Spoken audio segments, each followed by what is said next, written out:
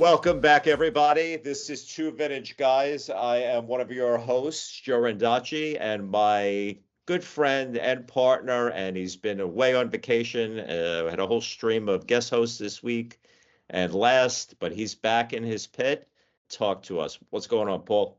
I'm back. I am. You did very well without me. I'm proud of your guest hosts. You had a should be Hall of Famer even. I don't know where you came up with that one, but that was fantastic listening while I was gone. So it's probably a downturn in the show's history now that I'm back. You probably should be better off with guest hosts every other week, but we'll see what we can do. Anyway, so we're all going to start. We're going to talk two things, people. We're going to talk the NBA 2026 SoFi play-in tournament. I love that they had to sell rights, like to call it that.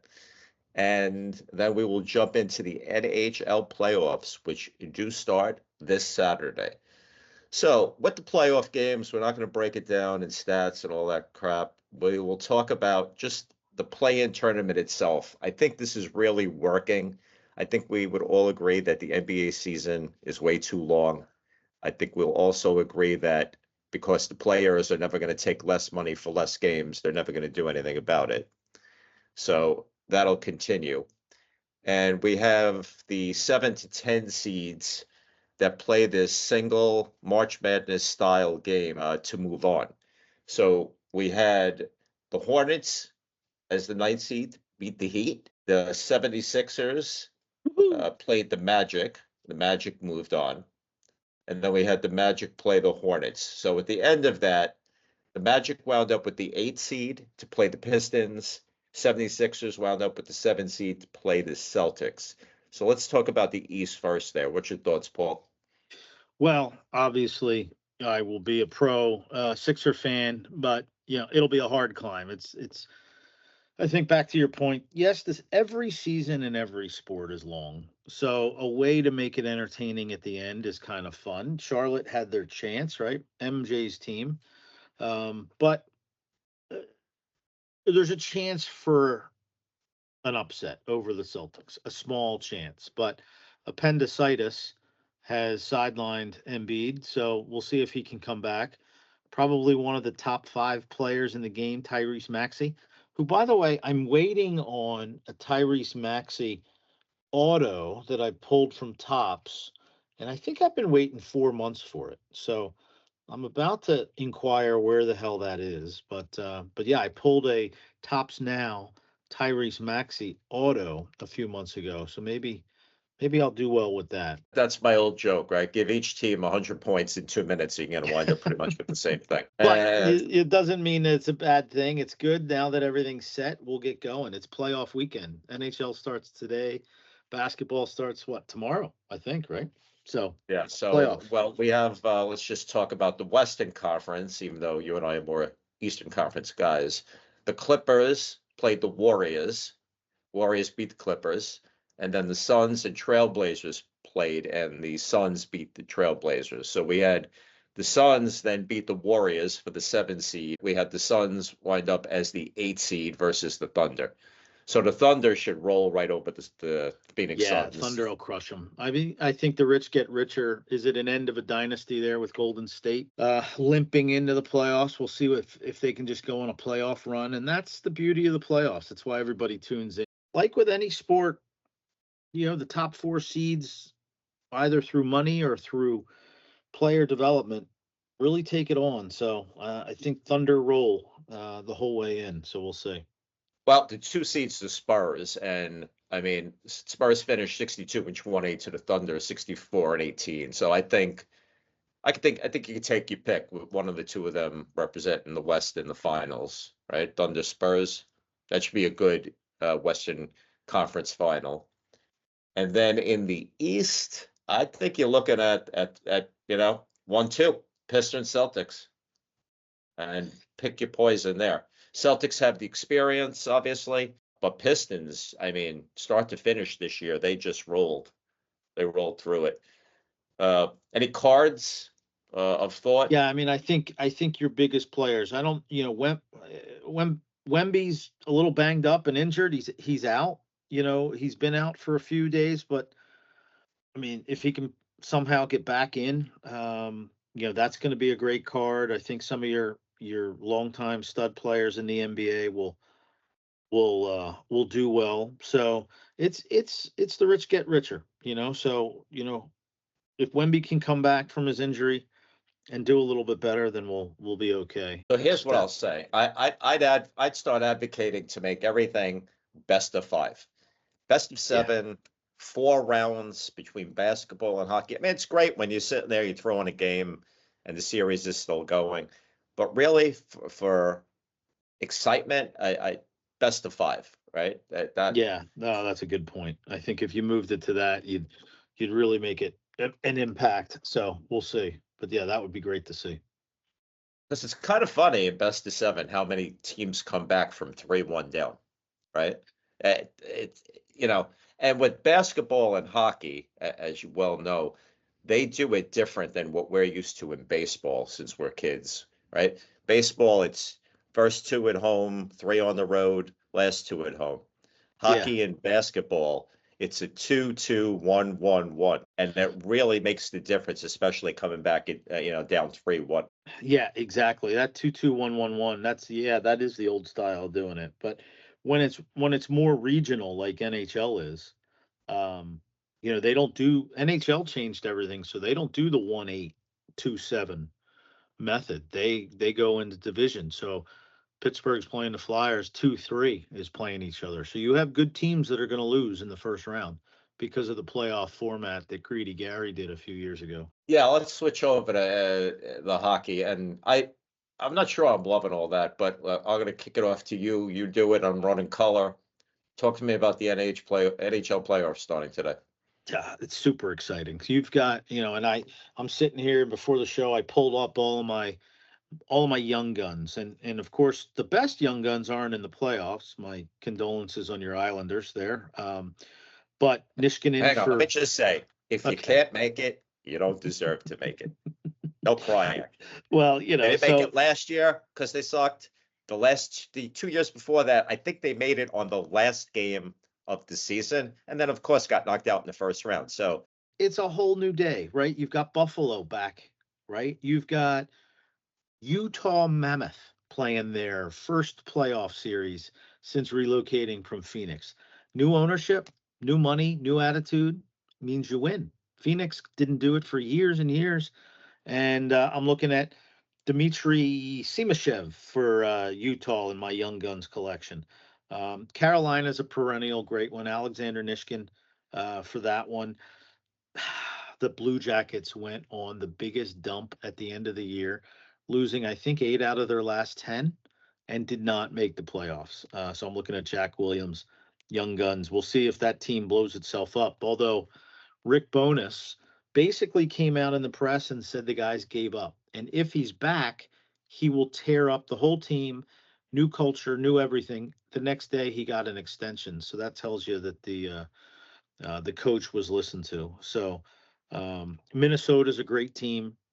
I'm looking at Zeev Beam for Young Guns there. And then I'm looking at a Pittsburgh Penguin who I'll be rooting against in Harrison Brunnicke.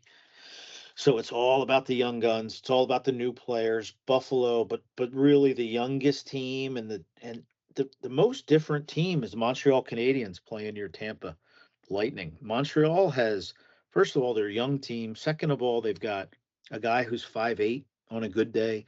Another guy's 5'9", small, fast team that's exciting. I think Montreal wins. Of course, I'll take the Flyers over the wheelchair bound Penguins with Malkin and Crosby and Letang. I mean, this is their last chance. But like we said, when the format changed, you're playing 2 versus 3, where in years past, Penguins could have gotten a worse opponent and probably maybe won a series, but hopefully they've got no chance. Rick Tocchet going against his old team came out with something typical of Philly, saying we need a little bit more hate in the game, and I'm all about the hate. So we'll hate the Penguins like I did when I was little. So here's my trivia question to you. How long has it been since a Canadian-based team won the cup? I'm going to say 35 years. 35 years. Well, just pick the team. Who do you think it was? Well, it was Toronto or Montreal. I'll flip a coin and go with Montreal in 1976. How about that? You're half right. I would have obviously went with the Canadians too, because you gotta. But 1993, Ooh. Canadians won. It's when they beat when Gretzky went to LA for that one year and took them there. Ah, there you go. There you go. Well, that's So yeah, and now it says the odds are basically stacked against them because there's only 7 NHL teams in Canada, and the other it's a 32 team league. So the odds of them winning get, yeah. I'd have to see if Dreisaitl's still injured. I mean, Connor McDavid's a perennial, so Edmonton there. I don't think Winnipeg made it. They crashed at the end of the season, so it's up to Montreal, and I think they've got the best chance to do it. Montreal going the whole way, so Well, we'll see. if you look at some of the numbers, it almost it's kind of weird, right? Edmonton's back in. This will be 3 years in a row that they could try to go. They lost obviously the last two to the Panthers, and I don't think they're as good as they were either of the 2 years they lost to the Panthers. But you never know if they get on a run. But the Oilers. So this year we know the East was really top heavy, right? So some of these teams in the West, including the Oilers, wouldn't have even made the playoffs if they were in the East. But Yeah, I like you did mentioned, see my that. You're my right. Islanders Yeah, that their got whole knocked out. disparity between the East and West. Yeah, yeah, I saw that, but that's the way the cookie crumbles. You play who you play, and you win against them. So no crying from the Yeah, West. no, I No don't. I crying. agree. I don't think you could complain because you're taking into account who you played all year. It's never any one thing. But I'm just saying the East was really point heavy this year, and some of these playoff teams in the West wouldn't have even made it point wise compared. But a lot of Well, things happen. it'll be really interesting to see. Do new people tune in after the Olympics and after the USA won? What are the numbers in NBA versus NHL? I hope that the Olympics cause a little bit of a bounce back for the NHL, and we get some more guys playing. It would be really nice. Obviously, I'm a hockey guy more than I am anything else, so it would be nice to see what the Olympics could do. I think the biggest thing with hockey compared to the other three sports, and this will now sound totally political and 100 other things with an ism at the end of it, they're mostly white. And that doesn't mean they're mostly American white. They're, Caucasian white all around the world. And it's not really a multicultural game. You could count on one hand, right? How many African American players there are, and I don't think there's many Indian players, if any, right? When you start talking Well, there's versus certainly, yeah. I mean, but basketball and yeah. football and soccer, you have such a larger fan base because it's multicultural and national. But the one thing I will say is that's why the Olympics, and I saw Sidney Crosby interviewed on Pat McAfee the other day. Um, it's why their international tournaments do so well. So multicultural, yes. The NHL is comprised of Canadians, Russians, Finns, every country in Europe almost is represented, not a majority of Americans. So from a multicultural perspective, it is certainly that. From a monochromatic, that's my big word of the day, I guess. A polite word. Yes, they are certainly that. But they are multicultural, and so you get the mix of I'm rooting for a Russian and Michkov, right? So here's the key nationality breakdown for 2025-2026 opening day roster. Canadian, 42%. Mhm. United States, 27%. Right? So right there, you're at what, 69%, almost Yeah. 70%. Sweden is 10%. Mhm. Russian is 7.7. Finland, 5.4. Czechoslovak, 2.8. Switzerland, 1.5. You Yeah, didn't I mean, you didn't hear I a lot think of that things you would hear from other sports in there. no, it's certainly not. I know NBA. It's funny though. That's what the NFL wants. The NFL is now playing how many games in Europe? I was at a work conference this week, and we were talking about the NFL in Germany and London.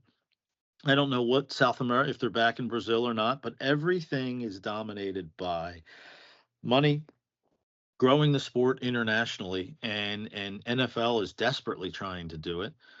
But from a hockey perspective, I mean, don't get me started on all the international, taking college kids, spots in college hockey and what leads up. But who knows? I think, some people will get excited. We've got another month and a month and a half of playoff sports, and then we'll go into the summer where it's just baseball, and we'll see if baseball can keep its numbers up. Well, just to finish that off with the NBA players, and this is only talking the 2023 season, 70 to 78% of them were black players, and up to 90% were white players. And they break the demographics down with Latino, Hispanic, Asian, and then multiracial. Right. So that's why I think the NBA globally, right, has a bigger draw than I realize that most of hockey's nationalities outside of Canadian and American are what we mentioned, right? But there's a lot of key demographics there, which I think why it remains the fourth sport Yeah, and I amongst the think always tough. will. I think always will be at the end of the day. I think basketball is a bigger draw. It's an exciting game. You've got college basketball tournament, um, leading up to these playoffs. NBA is exciting. Let's face it. It's a great sport, great fun. Um, I'm just caught in my hometown team, not healthy as we go into the. I mean, you know, Well, Paul George is 82 years old. His knees are about 100 years old, and Embiid's coming off appendicitis. So yeah, it's I, definitely hockey's a niche sport. It really always will be. But well, I think that's one the of the beauty of it. reasons it's a niche sport, and I think you know this better than anybody because you're still paying for it. Uh, when you and I grew up, and even as our kids grew up, you could just give them a bat, a ball, and a glove and tell them to go play outside or at the park. Or Yeah, you give them a football, you could give them a basketball, tell them to head to the net. For hockey, it's it's it's ridiculous. it's Yeah, it's it's crazy. it's It's bucks, crazy. it's money, right? You still are Yeah. paying for one, like all over the Well, and world. I think that needs to change in baseball. I think I forget what All-Star game it was. In the last 5 years, there was an All-Star game without one um, African American starting player, and that was born in America. So baseball needs to do a better job of reaching out across the inner cities, building parks, getting bats and balls in kids' hands. That's a big push. Little League needs to come back, and it doesn't. Listen, everything is going too much, too fast, too much money, too much emphasis. Kids aren't playing sports, aren't playing multiple sports. They're playing one by the age of 10, and they're specializing. And instead of it being fun, I've lost you. it's turning into a business. So that's where we are. I think maybe on tomorrow's show we should make some predictions. We should probably start calling and making calls. I know tonight I'll be rooting for the Flyers. NHL Senators starts at 3 p.m. And Buffalo. So we'll go with that for today, and maybe on tomorrow's show we'll make some predictions, and it'll all be about playoffs on both the hockey and basketball. So why don't we leave it at that? All right. Well, I will say this: we should just make a who's just going to win the cup prediction, and since the games will start today, and we don't Yeah, have to jump up on it, so give me your who's winning the cup, and then we'll go series by series tomorrow. okay. So there's two ways to look at that. I can tell you that the Flyers are going to win the cup in my homer way of doing it because they've won so many games to get in the playoffs. We've got to go with Colorado. So I'll do that Western team on the Colorado. It's nice to see Utah in there, but the Avalanche should probably run. And on the East Coast, if I can't pick the Flyers, then I'll have to go with Carolina. Ooh, interesting. Carolina Oh can't no, really. sorry. I'm going to back that up. We're going to go with Montreal, the young team that I talked about earlier. I'm going to go Ooh, with Montreal. I don't even think get past my veteran Tampa, No. but okay. But I will Veteran say is old, Colorado is vintage. winning the West. I'm gonna be a bandwagoner and say Buffalo is gonna go from worst to first this year, and it's gonna be Buffalo, Colorado, and Colorado's gonna win the whole thing. But we'll get into that deeper on tomorrow's podcast, and that's it. So Alrighty. say goodbye, Paul. All right. Goodbye, Paul. All right, goodbye, everybody. We will talk to you soon.